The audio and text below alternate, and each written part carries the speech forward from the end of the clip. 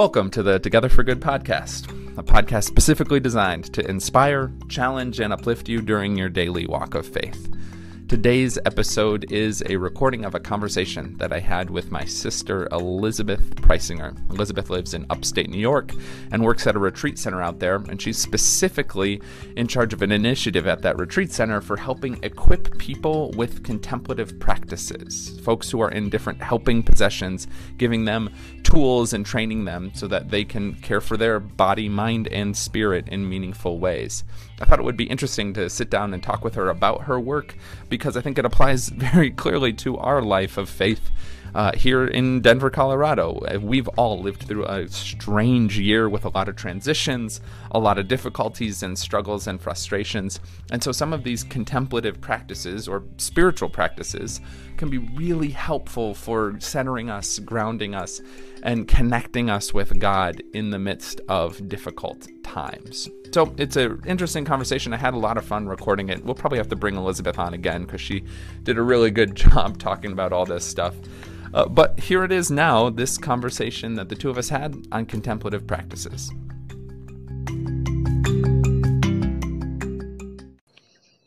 Hey everybody, I am on the call right now with my sister, Elisabeth. And no, I'm not going to just make my podcast all about getting my family members on board, although hopefully you got to hear the podcast with my father.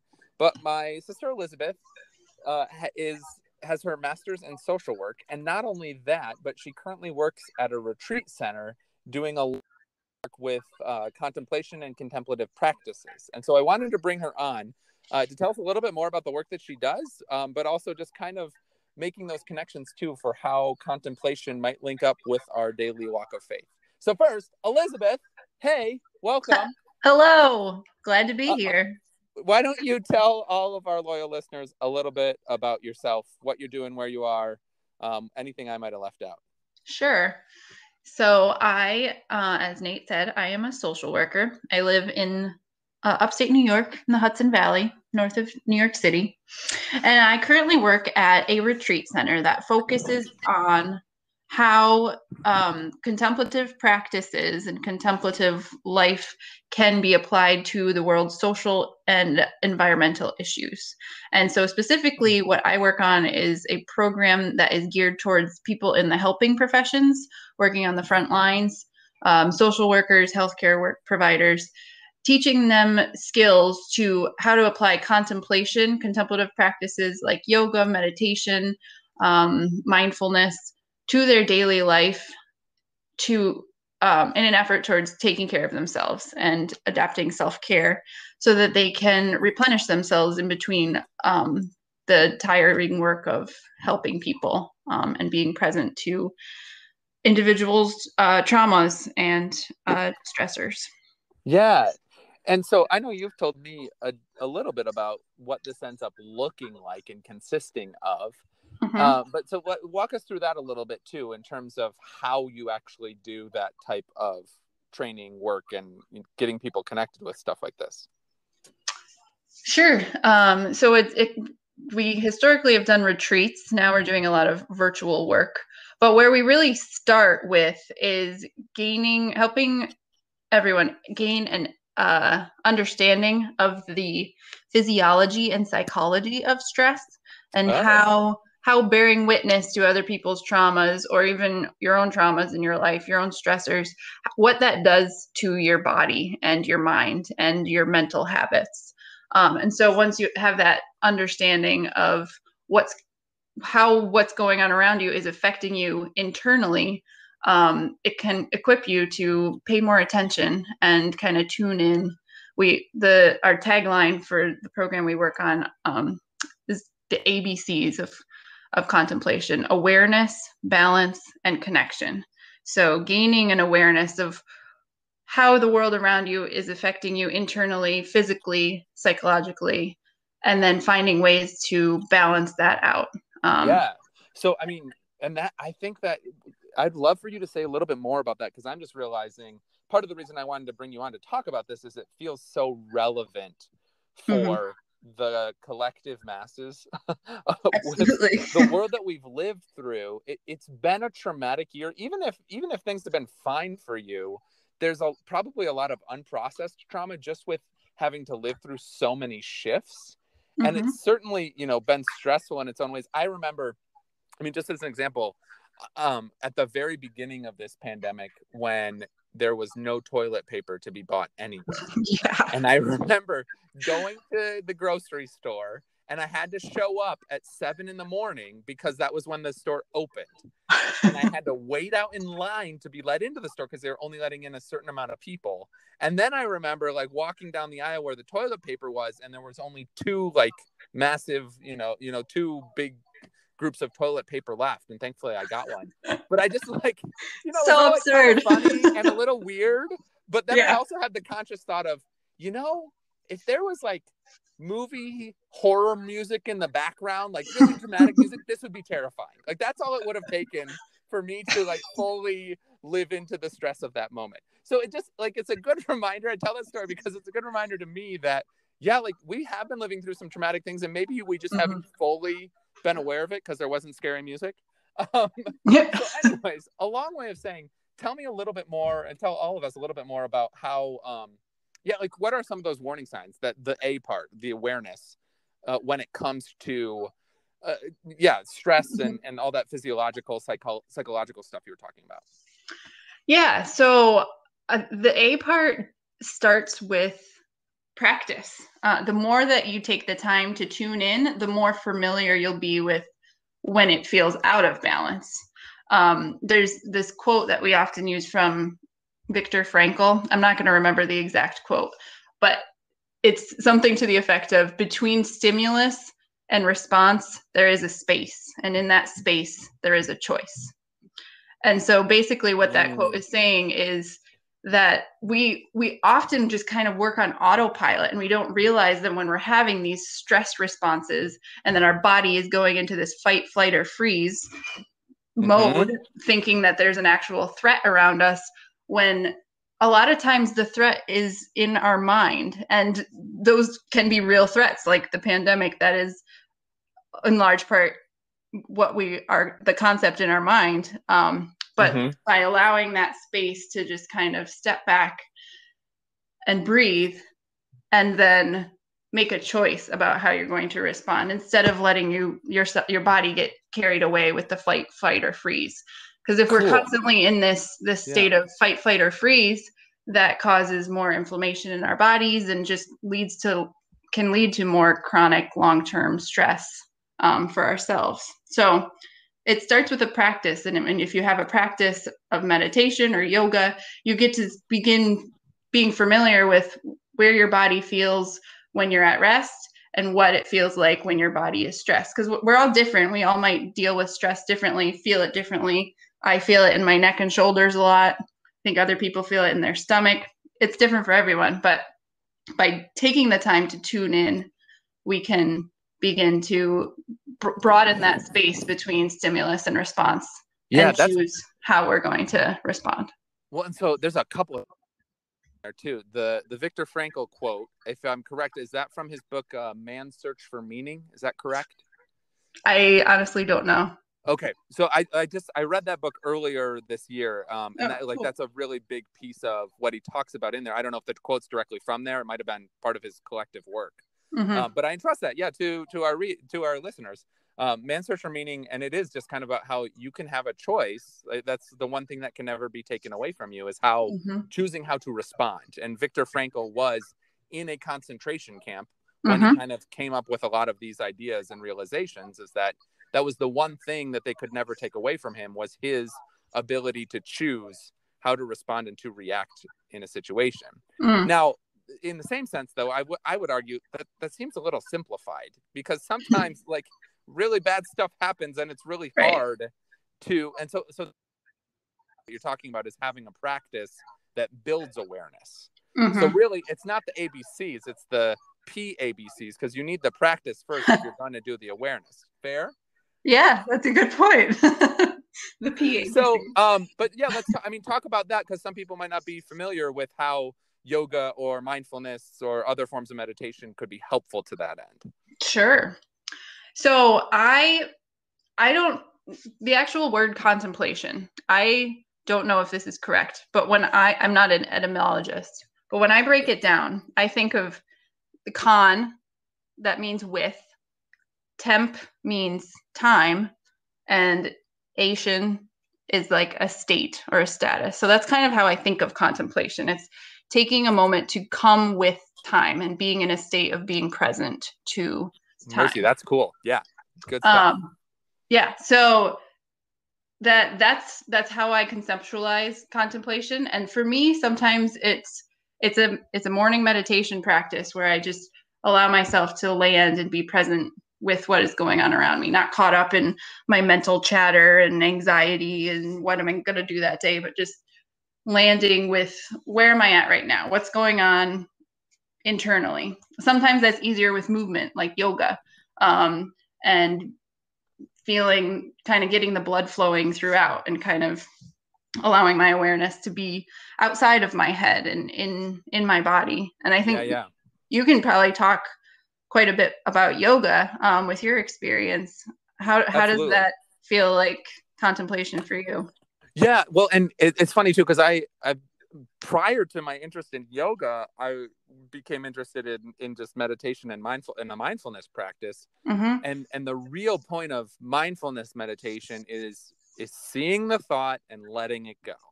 Yes. Seeing the thought and letting it go. Yeah. But it's that repetition of bringing awareness to something, acknowledging the awareness, but not then letting that moment, that thought, that whatever control you, which is exactly right. Like that's the gap.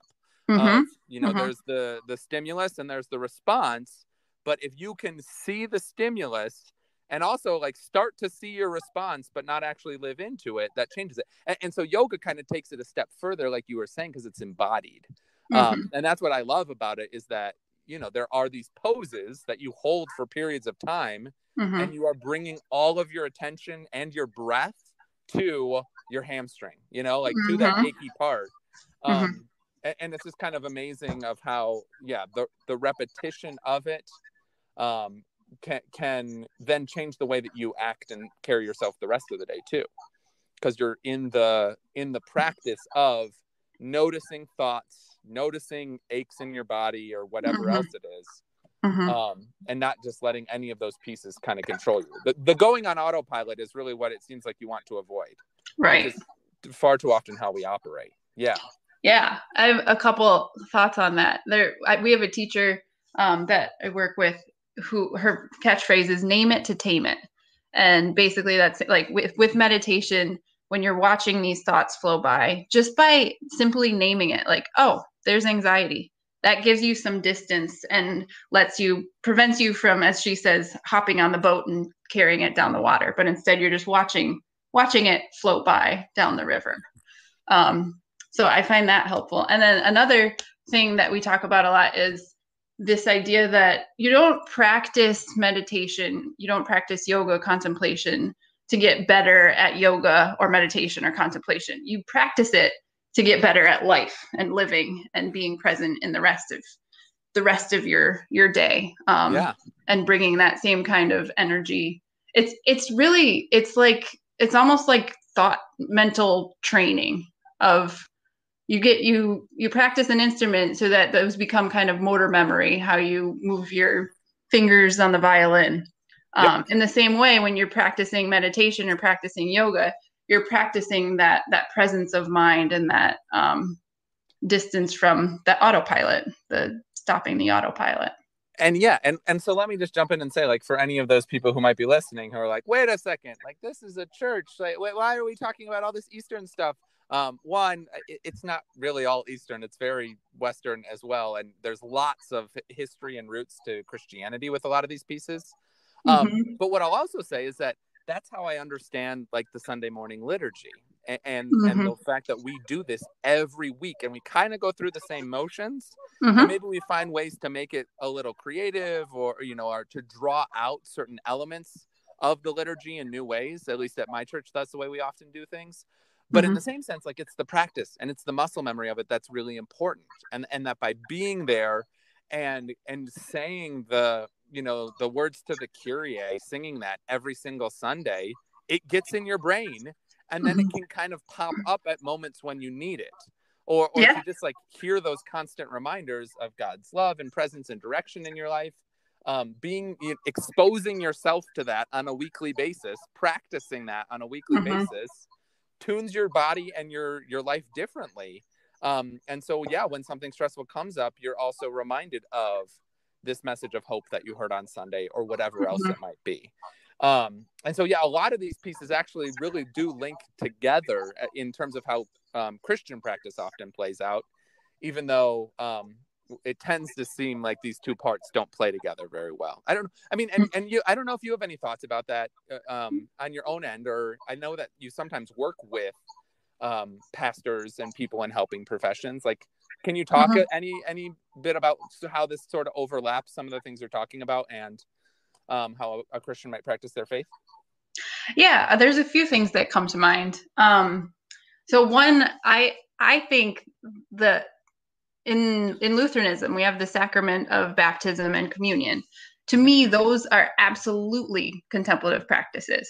It's bringing you into the moment and connecting you with Christ through bread and wine, and bringing Christ into that presence of mindfully taking in communion at the Eucharist. Yeah, right. And I know, Nate, you've talked about how when you wash your face, you use that as a practice to remind you of your baptism. And every morning. Yeah, exactly. And so these are contemplative practices. These are ways that we're connecting with Christ and connecting with ourselves to the present moment. Another thing I really love is the Yahweh, the term Yahweh. You'll know more. You'll be able to say this better than me. But my understanding is Yahweh, in Hebrew, word for God, literally was the sound of breath. Right. And so I think of that just in terms, so much of contemplation comes back to breathing, and just breathing the name of God and bringing that into your presence as you breathe in with the first syllable and breathe out with the second syllable.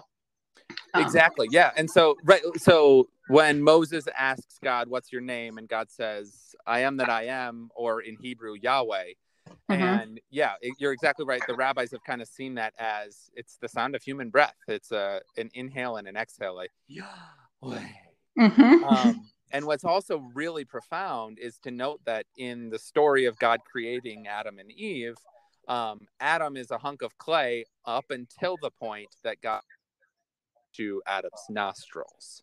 And so it's this like continual recognition that our breath is our life source. If you don't, you can go a couple of days without water, you can go a couple of weeks without food, you can go a couple minutes without breath. Right. Yeah. And that's the sustaining force that's always with us that we don't often pay attention to. And so you're right, there is some really cool theological overlap between how important breath is, just on a theological level, and its connection with the name of God and life in general, and also how important breath is for what you're saying, like for contemplation and living a healthy, centered, grounded life. Oh, that's great stuff. So tell me more then, just in terms of, I mean, maybe you can move on to the B and the C. Right? It seems like we've done a lot with the awareness here and practices. Say a little bit more about the B and the C of contemplation. Yeah, so a lot of the B is, I'm no doctor, but it's a lot of the physiological, like that how breathing, for example. Breathing is a way of literally calming your body and activating your parasympathetic nervous system, which is the system that responds after we've had the stressor. And so there's certain breathing techniques that, and there's a nerve that connects. It's like the longest nerve in our bodies, the vagus nerve. And there's breathing techniques and yoga poses that can activate that just to move us into that rest and digest phase, bringing balance. Because if we're in that stressed state for an extended period of time, that's not good for our bodies, and we need to bring ourselves back to rest and digest, homeostasis. So the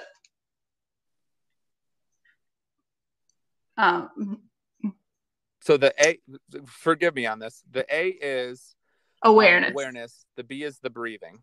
Balance. Bringing balance. Thank you. Yeah. Yeah. Sorry. The balance. And you're right. Yeah. Like a lot of these practices can bring that form of balance. And yeah, the homeostasis. I see where you're going with this. So then, and then the C. The C is connection. And in connection, that's referring not only to connecting with, as we were saying, what's going on inside of you, but connecting with other people. Having a community around you is a part of contemplation. And in our program, we talk a lot about compassion and how we can bring more compassion into the work that we do without being overwhelmed by empathy, being in the helping profession. And so that connection piece is part of the resilience that we create through our contemplative practices of connecting with ourselves so that we can better connect with other people around us and have a stronger community. Yeah, absolutely. Well, and yeah, when you're healthier and more grounded and more resilient because of all of this, it makes sense that your connection would probably be better as well. And the more that you understand about what's going on with you, the more you can understand what might be going on with those around you, and to be able to connect on a deeper level and extend grace to yourself and to those around you. Right. Yeah. And I mean, I just see that with kids all the time too, is that when I can, they don't really listen to a word I say, but they notice everything I do. And so when I can show up better, it's better all the way around for everybody, because that's actually way more instructive than whatever soapbox I might climb on top of. Exactly. Which is really hard for a preacher to come to realize. Let me just say. Awesome. Elisabeth, this is super interesting stuff. And I'm really thank you for the work you do for the world. Like what your retreat center is doing is just awesome. And I really appreciate you sharing some of it with us. Is there anything more that you wanted to kind of add or to summarize or make sure you got to say before we call it a day? All I would say is that if you're looking to start a contemplative practice, you can start small. Like it can be just taking a breath and tuning in before going to that meeting. Or it can be I commit myself to 5 minutes of centering prayer a day.